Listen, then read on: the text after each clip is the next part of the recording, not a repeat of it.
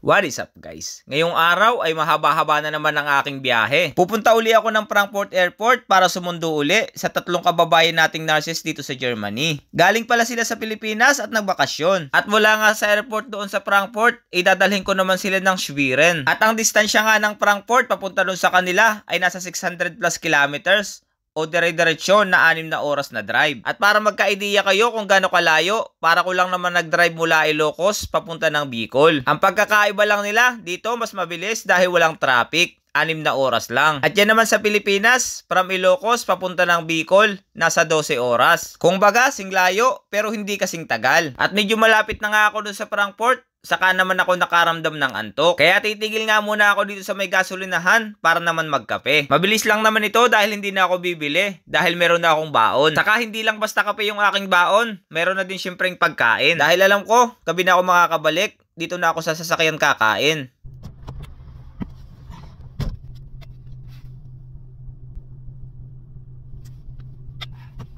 At pagkatapos ko magkape, dumiretso na rin ako dahil lalanding na yung eroplano na sinasakyan nila.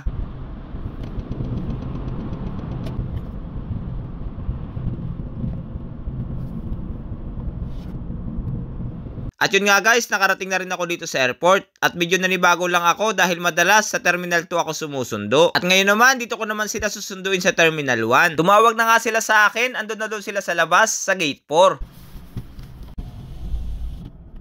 At yun guys, sa wakas nakita ko na din sila. Sasakay ko nga lang yung mga gamit nila at alarga na rin kami dahil malayo-layo pa talaga yung aming biyahe. At nung nakasakay na nga sila at ready na ang lahat, ilalagay ko na yung address kung saan ko sila ihahatid. At kita nyo naman guys, mula dito 602 kilometers ang layo. Buti nga, nabawasan ng konti yung oras. Kanina, nasa 6 na oras. Siguro hindi traffic. Alas 3 na nga ng hapon at darating kami doon, mag-aalis 9 na ng gabi.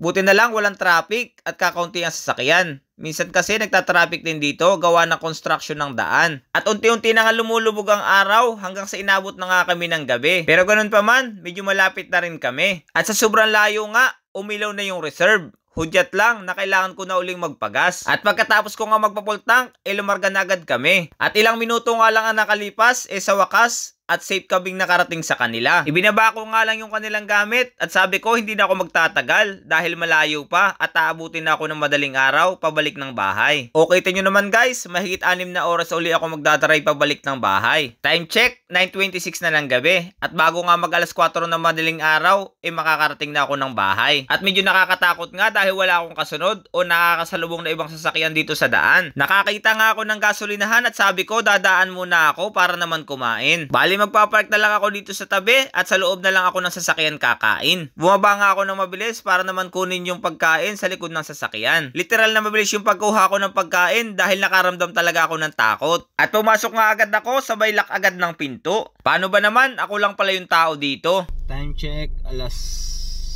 10 na ng gabi. At ngayon pa lang ako hahapunan. Ginutom na ako.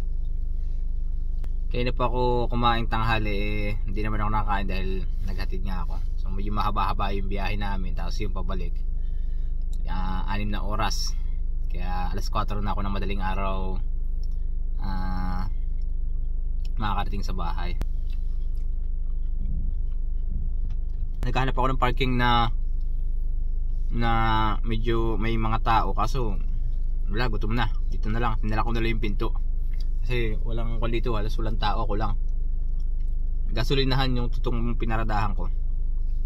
Pero kumbaga wala ng tao, sarado na. Bukas lang yung ilaw. So yun, tsaka lang ako tapos biyahe na uli.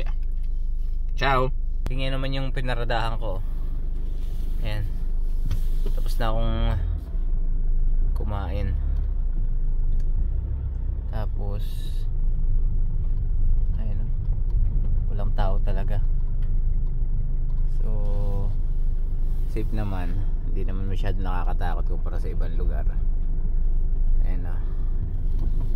At anong oras na? 10:21. Ayan. So alas 4 na ako darating. Sige, biyahe na uli ako. Good night everyone.